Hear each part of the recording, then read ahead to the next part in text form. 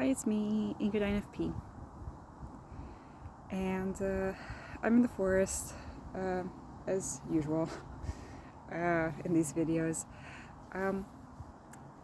I had a day in Stockholm, and I met up with my best friend, the ISFJ, and a friend, the INTJ, and I also met up with an internet friend from Tumblr. We hadn't ever met before. We met on Tumblr 2014 or something like that, so 10 years ago, and it was wonderful. Because I had an MBTI blog on Tumblr in 2014, and she was an INFP, I'm an INFP. She doesn't believe in MBTI anymore, and I don't know what I believe anymore. I'm rarely on Tumblr now, and she has since left. But we've, just kept checking on each other, I guess. First through Tumblr and then on Instagram. And she's the person who got me to get therapy. She inspired me to do that in 2015 or 16 or something like that, because I was not doing well at all in my mental health. Since then, we both have figured out that we're queer in different ways, obviously, and we've both figured out that we are neurodivergent. So she has autism and ADHD, and I have autism. So she was there with two of her friends, who are also very, very nice, and I was just smiling the whole time. I couldn't get the smile off my face. It just was so wonderful, and I think it was exactly what I needed at that time, because I think now that I just got my autism diagnosis, I needed to see people who are neurodivergent who, lead interesting and full lives. And I've seen how difficult our lives were in 2014, and I've witnessed her growth. I'm guessing that this is kind of what people who watch my channel kind of experience. It's like you see glimpses of my life, and then I don't know how you guys experience it, but I experienced this with other creators. It's like I remember, when you thought that this was like the most difficult thing in the world, and look at you now, you've gotten through it. And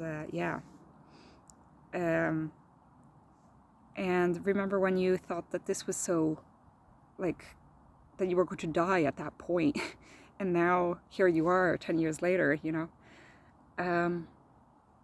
So she inspired me, and I told her that, and it was a very lovely experience. She knows about my channel, apparently. I don't know if I gave her the link to the channel. I'm not sure, but she's welcome on here, I guess. It is a very strange experience, but I think it was exactly what I needed to see how much I've grown through how much I've seen that they've grown, and how we are navigating the world that wasn't made for us. And also, it's kind of funny to think that, being on Tumblr is like, I called it the Tumblr to autism pipeline. It seems like being on Tumblr in 2014 is correlated with being LGBTQ and with being neurodivergent. It just is something that is going on.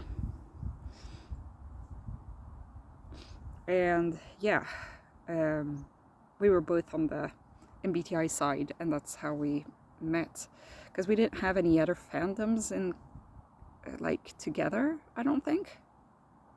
At that point I was into Harry Potter. I mean, we're like different people, but we're the same, and it's just very strange to think about. And yeah, it was funny because it was the first time in Sweden. So she had looked at videos about Swedish culture, because there were people on the tram who had, or the subway, who had looked at them funny when they were talking too loud. And I think that is just a Swedish thing. People don't know where to look. They're kind of awkward, I guess, on the subway.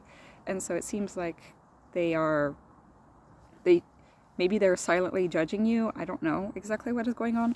But yes, people do stare a lot on public transport. And it's not... I don't know why it's like this, but it's like this here. I've gotten used to it because I've lived in Sweden for 10 years. Now I live in a smaller town, so I guess that people are a little bit less cold in this town, you know.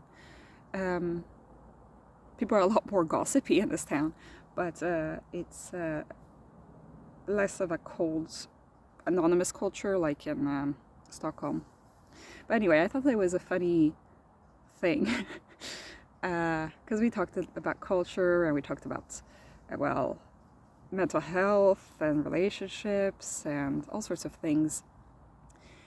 And yeah, it just made me very happy. And then I met my ISFJ friend and my INTJ friend. I didn't tell my INTJ friend about the autism stuff, because we always have a lot to talk about concerning our patients. And she works at the post-COVID department, the INTJ. So she's really into like learning about the newest research and such. And she uses ChatGPT for like diagnosing patients, which she is aware of, like, you know, you can't trust ChatGPT to diagnose your patients, but she uses it as a tool. So we talked mostly about that. And then when I was alone with my ISFJ friend, I kind of had a moment where I cried a little bit, because I was thinking about all the difficulties that I've had. Like, I wish I had had an autism diagnosis when I started medical school. I don't think it would have been helpful for me before then. I think it would have made my life hell to have a diagnosis beforehand. So I don't regret not having my diagnosis earlier. Had I known when I started medical school, I don't know if I would have started medical school though. So, I mean, maybe it's just as well that I got the diagnosis now, you know. It's the best time to get the diagnosis now, I think. Because now is a boom. There's a boom of understanding, of like trying to learn more about these things. I'm not saying that it's easier. Well, it's easier, but not easy. But yeah, I felt sad about the fact that I struggled so hard without understanding what was going on. I just thought that something was wrong, and I wouldn't have pushed myself so hard through medical school, I don't think. And I wouldn't have pushed myself so hard about my, you know, I'm tired of the fact that I have worked 5 years towards driving school. I think that driving is one of my biggest problems that are related to my autism, I think. You know, everybody has different problems related to the differences that they have, you know, different strengths and weaknesses. Neurotypical people as well, you know. I think that what saved me was actually MBTI. Like, I knew that I was different in that I was an INFP, and so therefore I couldn't put myself to the same expectations and standards as, say, an ESTJ would be. And that I knew that I was interested in different things. So in a way, I knew that I was autistic, basically. I'm not saying that all INFPs are autistic and all autistic people are INFPs. I'm just saying that there is a correlation there, and there is a similarity in that you realize that the way that your brain works isn't the same as other people's. So I think that framework helped me. And this autism concept is not a new thing for me, you know, like in the way that I knew that I functioned differently. I just had different framework and words to use for it, you know. Now, I don't know if I don't know what to believe. If I'm into MBTI, if I'm into the neurodivergent stuff. The thing is, autism is a thing that is recognized in society as a thing, as a medical diagnosis. However, it's not often seen as a positive thing. While INFP, nobody even knows what it is. So, you know, there's positives and negatives with both of these systems of thinking about my identity, I guess. Obviously, there are other parameters in my identity. I'm not just one thing or the other, or, you know, we're all nuanced human beings. But it was inspiring to think of like, oh, here's another person who has gone through the same journey pretty much as me, even though we've been leading our parallel lives. It's interesting to see, you know, how we conceptualized our problems and how we've grown, you know, and just seeing the progression and realizing that, yeah, okay, I am autistic, but I can live a wonderful life being autistic, you know. I think I needed that. But I did also need that time to cry a bit with my best friend, who has also known me for a long time. He has known me for 10 years. Almost 11 years. And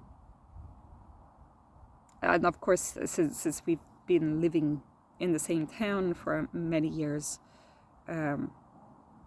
he's the person who knows me best. He also has seen the progression, and he's very proud of me. And, you know, I got sad thinking about like, oh, like what kind of support will I need? And, you know, it's a little bit embarrassing to think about, you know, like, do I need somebody to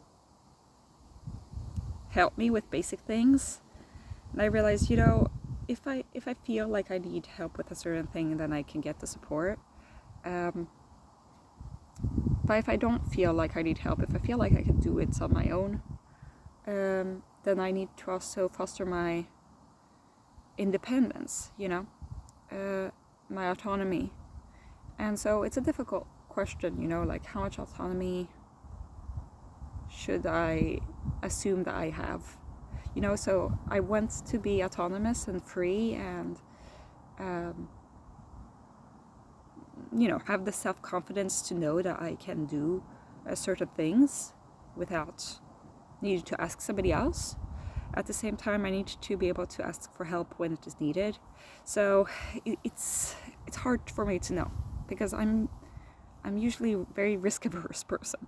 And so I need to test myself, you know, to try out different things in order for me to develop self-esteem and self-confidence and such, so that I can lead a more full life. At the same time, I need to be aware of my limitations where I shouldn't push so hard. So it's a lot of therapy goes on about, what's your growth zone and what's your not safe zone, I guess, your unsafe zone and your growth zone. And it's hard for me to know how large my growth zone is, what is stepping outside of it and what is in it, and trying to stay, to go to that growth zone as much as possible, while at the same time not surpassing and going into the unsafe zone. And yeah, I mean, I got a bug on my nose. If you've studied exposure therapy at some point, you'll know what I mean. But yeah, so it's difficult for me to know about that. That's why I was feeling sad last night. And I was also overstimulated. It was a lot. There were, I did more socializing in a day than I usually do in 2 weeks time, so I'm glad I did these things. I'm glad I went and visited these people, and they turned out so well. I wish I had more time to talk to my best friend about, I wish I had more time to talk to everybody about these things. Even, my Tumblr friend, and also to be able to sit down with my INTJ friend and tell her about these things. But, sometimes there simply is time, and I needed some alone time now to just, reflect and think. And I need to sleep. I did eat I drank one of the best hot chocolates I've ever had in my life at Chokladkoppen. Chokladkoppen is if you ever go and visit Stockholm, it's at the Stortorget, which is the old town's big plaza. There's not much else in the old town, but it's the center of the old town. And there's this cafe that is very small, very tiny, that's called Chokladkoppen, which is just the chocolate cup. And it's an LGBT friendly place. It has a lot of rainbows in there and such. And it's always super crowded, so I've never been able to go into there and actually drink their hot chocolate. I've tried around 4 times or 5 times since I've moved to Sweden and moved to Stockholm 2014, and now was the time. And that's where, if we're going to go to MBTI, I think that this is kind of an NI moment for an INFP, where you feel a kind of synchronicity with everything. Everything happens at the time it happens for a reason, and everything is a consequence of everything else, and everything comes full circle, and time is not linear, and everything is circular. Everything comes as a seed of itself. And I don't know, I'm getting very philosophical about these things, but it is, I got really emotional thinking about how this person who I never met had planted a seed that had gotten me to get myself to, take the steps towards getting a better mental health. And the fact, I don't know, everything seemed to culminate into that moment. And I experience these things very rarely, but when I do, I know that they are special, and I treasure them. And I think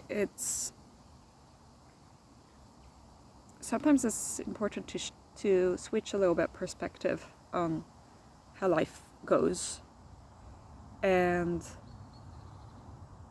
I think that is, call it what you want, but in MBTI I would say that it's a little bit of an NI experience. Maybe it's a spiritual experience, whatever it is. I just felt that, everything is connected. and I am a part of the universe. If something happens that is bad, like, I can handle it. Things will happen. They will continue to happen, and that's fine. And, you know, I might get panicky about it, but it will all be fine. And things just keep on going. And every present moment follows every other present moment. And I don't know, I just felt that sense of wholeness, and it was pretty overwhelming for me. So last night I was just so tired. I felt like I was about to sleep on the train, but I didn't. I went back home and just like fell asleep, and things are looking bright. I do think that I need to, you know, experience all of the emotions that there are to experience about this, you know. A lot of autistic creators talk about, you know, grief, post-diagnosis grief, which I think I will experience at some point. You know, all of the stages of grief, you know. I think I'm holding up pretty well. I do have a lot of people to talk about this too, though. I need to talk to my supervisor about this. I need to talk to my boss, I think I'm going to talk to my boss about it, actually. I'm not going to be talking to my parents about it just yet, or my family in general. I don't think I'm ready to talk about it to random colleagues at work, but I have told the nursing assistants at my work, because they have been part of my journey, and they all have children who are neurodivergent in some sense. That my ESFJ colleague's son has probably ADHD, and another colleague, her son has autism, and I highly suspect that the third one, or she suspects herself that she has ADHD. So they were interested in the process and what I was thinking. And I don't know, it seems like I was having conversations, like the same conversation with 3 different groups of people. And it is that the nursing assistant, one of the nursing assistants told me, because I came in like an hour after I made my last video, basically an hour and a half after, or like 2 hours after I got my autism diagnosis. You know, I picture a countdown of like J plus 2, or you know how they do countdowns. Anyway, I talked to them, and she said, "Oh, we've really seen you grow." She's known me since 2019, which was when I started work at my workplace. Before I went and did my internship and was away for 2 years and all that. She said that I seemed so scared of everything, and she said that she was worried for me, like how, like, oh wow, a doctor, how is that going to go, you know, with somebody who's so scared. She said that it seemed like somebody had screamed at me every time I came. Like, she thought that, you know, I was scared of being screamed at because I seemed so nervous. And with time, I've grown to you know, a person who is, oof, I got this wasp on my finger holding the phone, so that was a little bit disturbing. No, but she said that I have grown, and that now I've grown into a self-confident woman who can make these difficult decisions every day at my workplace, and that I feel confident around these people, and she said it's so wonderful to see. And so hearing 3 different people comment on my growth and appreciating me for who I am, it's more than I could ever ask for of life, you know? Like, wow, I'm a very lucky person, you know? And sure, I get depressed and I get, you know, I have my issues, I have difficulty doing certain things, and I have my flaws. But in the end, I just, you know, need to remind myself that I can manage things, and if I need help, I have help, you know. There are people who will be there to support me.